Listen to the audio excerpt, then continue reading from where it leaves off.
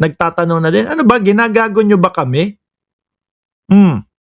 Sabi ni Rosemary Reyes, grabe talaga ang mga Duterte, sila pala ang magna eh. Yun nga eh. Kumbaga, napaniwala tayo, nalilinisin po ang Pilipinas, napaniwala tayo na aayusin ang Pilipinas, pero ano po ba talaga ang nangyayari? Wala naman. Tapos, yung confidential funds mga kababayan, pang Christmas party. Sabi ni PMA ng Ceresa Force, puyat na ako. Hindi, diyan ka lang. Nasa Estados Unidos ka ba? Kaya gabi ka? O di ho ba? Ginagago nyo ba kami? Yan ang tanong. Kapunan, Rips, BP Sara's defense for stalling evidence check. Alam nyo po, ang sabi doon mga kababayan, nung depensa ng Vice Presidente, na ngayon po ako'y naniniwala na kamot ulo na din po. Kasi talagang naiipit po sila eh. Sabi nila, hindi kami naniniwala diyan sa mga dokumento at mga ebidensya or kung mga papeles ninyo. Ano ang sagot ni Lorna Kapunan sa kanila? Sige, para tapos na ito at halata naman kasi mga boss chief mo sir, na yung ginagawa nila pampatagal lang at pinapatagal at pinapaikot-ikot para magmuka sa mamamayang Pilipino na lumalaban sila, na meron silang ibubuga at meron silang sinasabi, sabi, sige, yan na lang sa inyo ang gamitin natin para wag na tayong magpaikot-ikot dito. Kasi paikot-ikot, manonood pa daw ng palabas si Atty. Lorna Kapunan. Di po ba? At yan din po ang nakikita natin mga kababayan. Alam ko marami sa inyo yung naiinis, nabubwisit dahil kagaya ng mga asked and answered na uulitin lang para magmuka na talagang ang galing nila. Tingnan mo, hinahadlangan lahat. Yun nga hong ibang mga DDS vloggers mga kababayan, lalo na yung vlogger ni Buloyski. Ang putik na yan, maririnig mo. Ang talino ni Robin Padilla. ang talino ni Robin Padilla. Sabi ko, paano kaya nila nasasabi sa harap ng mga taga-subaybay at taga-sunod nila? Di po ba, simulat sa pool pa lang po, wala akong nakita na magandang na itanong si Robin Padilla, na nasabi si Robin Padilla para doon sa impeachment na yon. Sabi ni JJ Bar, manonood ng Odyssey. Di ho ba? Mga kababayan, paikot sila. Paikot. Ngayon, hinaharap na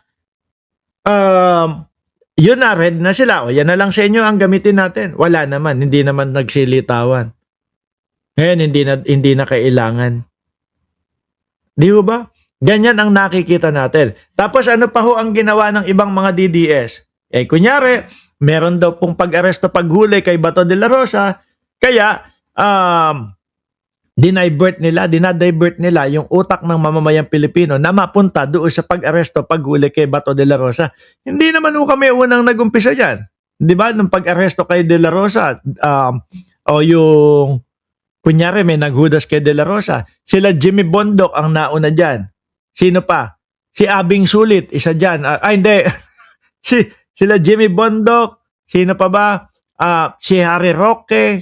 Yan, para ma-divert lang po. Kasi kapag tutok na tutok ang mamamayang Pilipino dito po sa nangyayari sa impeachment, mahihirapan po yung mga senador ng mga Duterte na humusga at ang kanilang maging husga ay bumoto sa papabor doon sa Vice Presidente.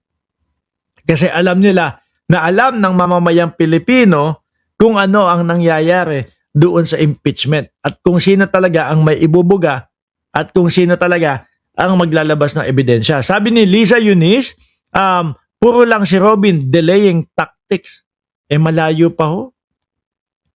Malayo yung mga pinagsasasabi ni Robin Padilla po tungkol doon sa impeachment mga kababayan. At eto nga po, merong tawag dito, meron pa siyang kinakaharap na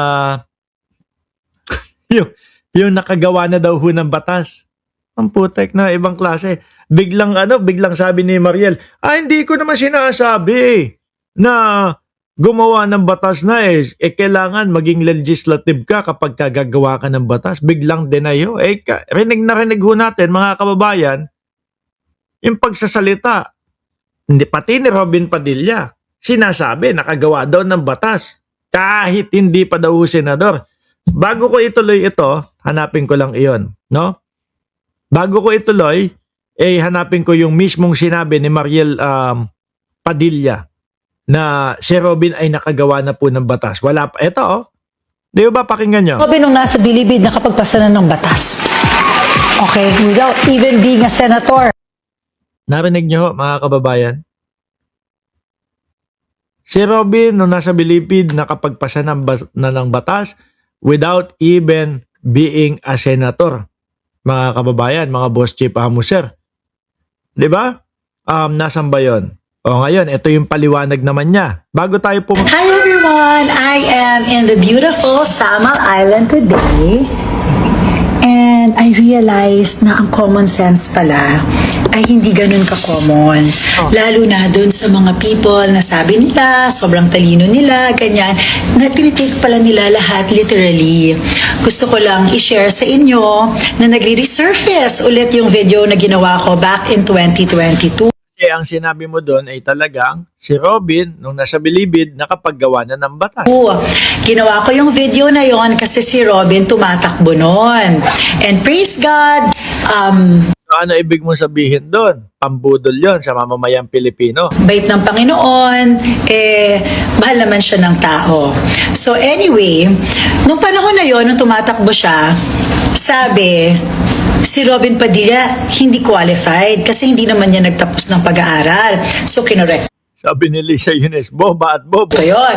Sabi ko, si Robin nakatapos ng criminology. Tapos tinatanong din ng mga tao, anong gagawin yan? Ang trabaho ng isang senador gumawa ng batas. So sinabi ko na nasa bilibid pa lang siya, gumagawa na sila ng batas. Yun po ba yung narinig natin doon sa kanyang sinabi kanina? Nasa bilibid pa lang siya ay gumagawa na siya ng batas. Tinake yan ng literally. Siyempre, hindi ka naman makakapagpasa ng batas kung hindi ka senator. Di ba? Hindi naman yun yung sinabi niya. Ito, isa pang reply. Last na. Tapos rerekta tayo doon sa gusto namang mangyari ni Robin Padilla ngayon. Nung nasa bilibid nakapagpasa na ng batas. Okay, without even being a senator. Si Robin nung nasa bilibid nakapagpasa na ng batas without even being a senator. Ngayon po mga kababayan, sino sa tingin ninyo ang obob? Sino sa tingin ninyo yung tanga? Tayo po ba na sinasabihan nila na tinake daw natin literally? Paano mo, ito take mo talaga to literal.